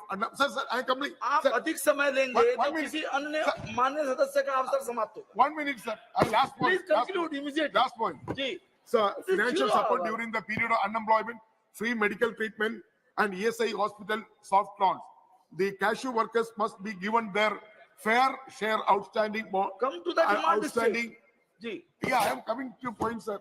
So, no, outstanding no, bonds so many and other points. benefits of denied them आपका due number नहीं आ to पाएगा winding फिर. down cashew factory, additional benefits, ji. loan waivers, medical facility, all cashew workers, irrespective of the last status of employment and premium payment. With these words, sir, it's a very serious Shri matter. Sanjay Seth ji. And also the धन्यवाद जी सभापति महोदय. धन्यवाद सभापति महोदय. कि 0 our की समय की मर्यादा का हम सभी को ध्यान रखना चाहिए. थोड़ा बहुत 10-15 सेकंड चल सकता है, बट नॉट मिनट्स. प्लीज. जी. धन्यवाद सभापति महोदय. आपका जोहार. मेरे लोकसभा रांची जो हटिया विधानसभा के नगरी नामक स्थान है, जहां से स्वर्णरेखा पवित्र नदी निकलती है, जो रांची शहर होकर गुजरते हुए जमशेदपुर से होते हुए बंगाल की खाड़ी में गिरती है. 474 किलोमीटर लंबी इस नदी, जो झारखंड की लाइफलाइन कही जाती है, रांची की लाइफलाइन कही जाती है. झारखंड की प्राचीन संस्कृति में इस नदी का सांस्कृतिक और धार्मिक महत्व है. रांची में चुटिया नामक स्थान में स्वर्णरेखा नदी एक सहायक नदी हरमू से में आकर मिलती है. इस संगम पर करीब 500 वर्ष पुराने नागवंशी कालीन 21 शिवलिंग नदी के चट्टानों में उत्कीर्ण है. कभी नागवंशी राजाओं की राजधानी चुटिया होती थी और वह सांस्कृतिक अवशेष एक जीवंत धनाढ्य संस्कृति की कहानी कहता था. किंतु अफसोस यह है कि झारखंड की जेएमएम एंड कांग्रेस की सरकार की अनदेखी के कारण, उदासीनता के कारण, गैर योजना से तेजी से बढ़ते शहरीकरण के कारण यह नदी एक हरमू में मिलती है, वो नदी क्या नाले में तब्दील हो चुकी है. नदियों के किनारे अतिक्रमण, शहर का सीवरेज जो सिस्टम, उसका पानी अब स्वर्णरेखा नदी में गिरता है.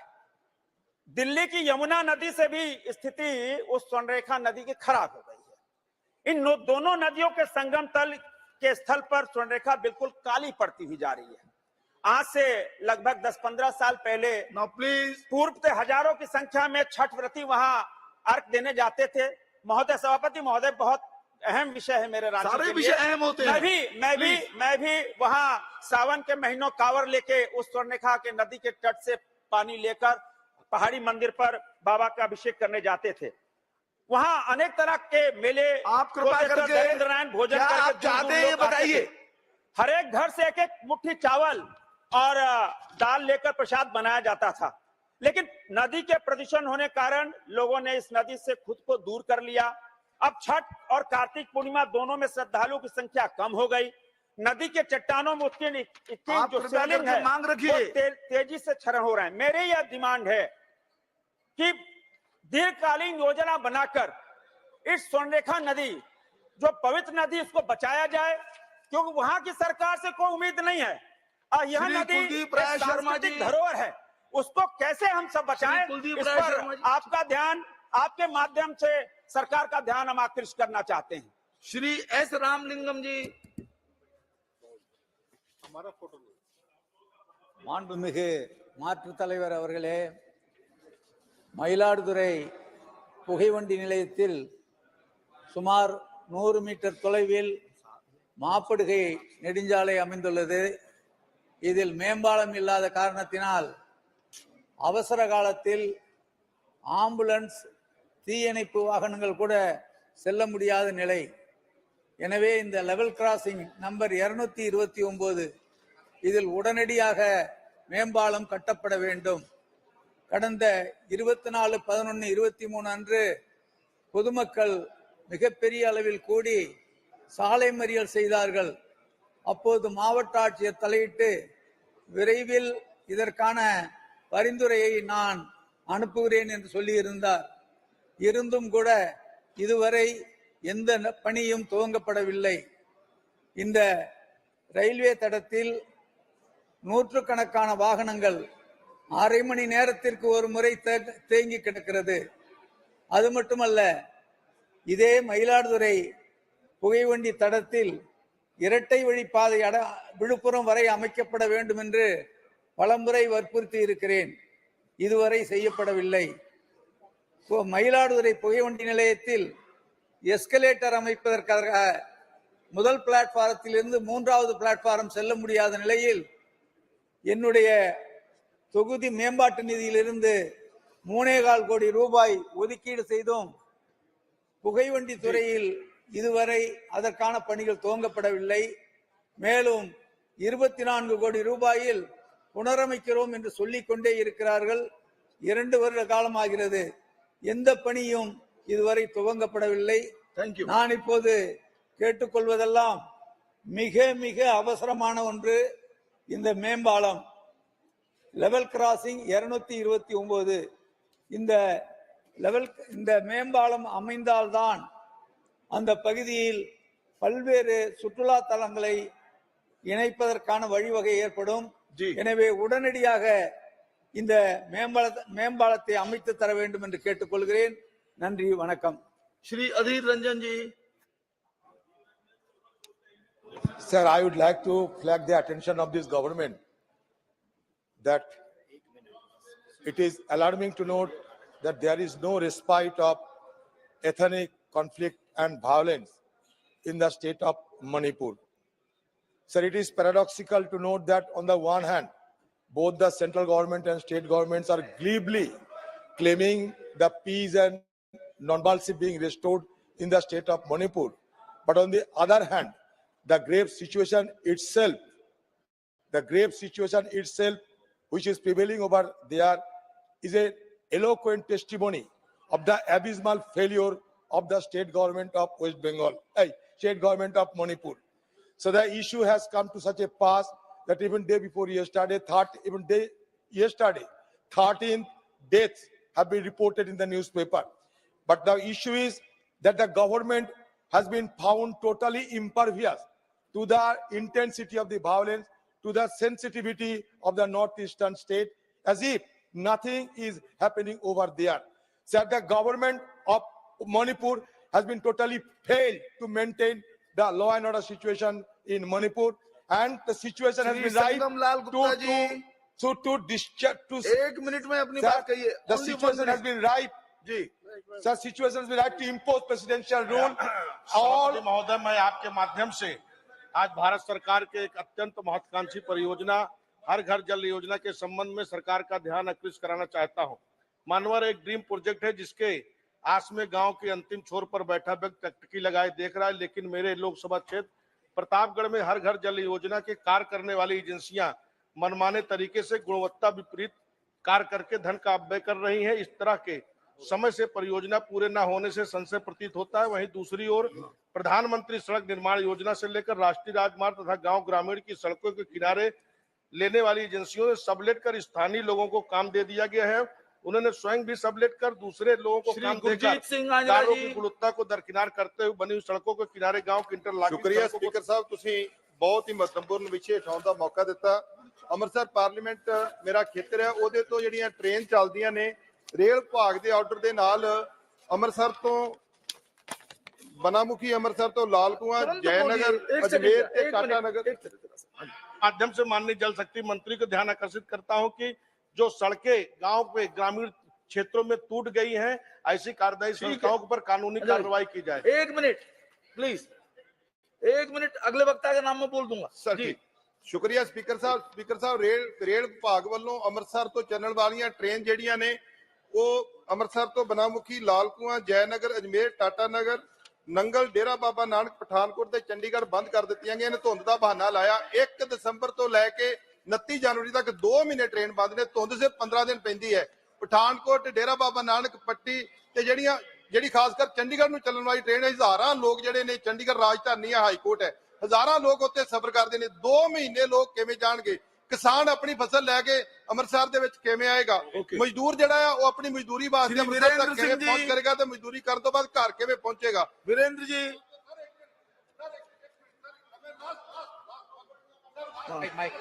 माइक आप लंबी बात बोलने लगे हैं। सब बैठो तो बोले जी, अरे भाई बोलिए सर। मेरी सरकार तो दरखास्त है कि 1 दसंबर तो 29 फरवरी तक ਜਿਹੜੀਆਂ ट्रेन बंद कीतियां ने ਉਹਨਾਂ ਨੂੰ बहाल किया जाए ताकि लोग वीरेंद्र जी सुखी रहें। श्री वीरेंद्र सभापति महोदय, मैं भारत की संसद को और यहाँ बैठे हुए सभी सांसदों को और देश में यहाँ अनुपस्थित सांसदों को मैं एक बहुत ही महत्वपूर्ण जानकारी देना चाहता हूँ। भारत सरकार की योजनाओं को लागू करने के लिए, जैसे विश्वकर्मा योजना है, किसान योजना है, प्रधानमंत्री आवास योजना है, इसके लिए मैं अपने लोकसभा क्षेत्र बलिया में एक कार्यक्रम लोक संवाद का चला रहा हूं, गांव सभा से लोकसभा तक। उसमें सारे संबंधित अधिकारी उपस्थित रहते हैं, डीएम, सीडीओ और सभी संबंधित अधिकारी और सारे विभाग के अपने सरकार की योजनाओं को लाभार्थी बनाते हैं। गांव सभा का सदस्य जो कभी पूछा नहीं जाता था, उस संसद के लोक संवाद के कार्यक्रम में उपस्थित रहता है। और मैं निवेदन करता हूं कि पहले इसको लाभार्थी बनाओ, फिर 5 लोगों को ये लाभार्थी बनाएगा। मैं वहां के, हमारा लोकसभा क्षेत्र बलिया 2 जिलों में पड़ता है, उत्तर प्रदेश के बलिया और गाजीपुर। मैं वहां के डीएम, गाजीपुर के डीएम और बलिया के डीएम और सीडीओ, दोनों जिला के सीडीओ को मैं बहुत धन्यवाद देना चाहता हूं कि सारे संबंधित अधिकारियों को बुलाकर लाभार्थी वहीं बनाते हैं और उनको 5 लोगों को लाभार्थी बनाने का मैं निवेदन करते हैं। आपकी आप चाहते क्या है? आपकी क्या डिमांड है? लोकसभा आपकी मांग क्या है? गांव सभा से लोकसभा तक का कार्यक्रम, भारतीय लोकतंत्र को भी गांव सभा सभा की से कार्यवाही 2 बजे तक के लिए स्थगित की जाती है।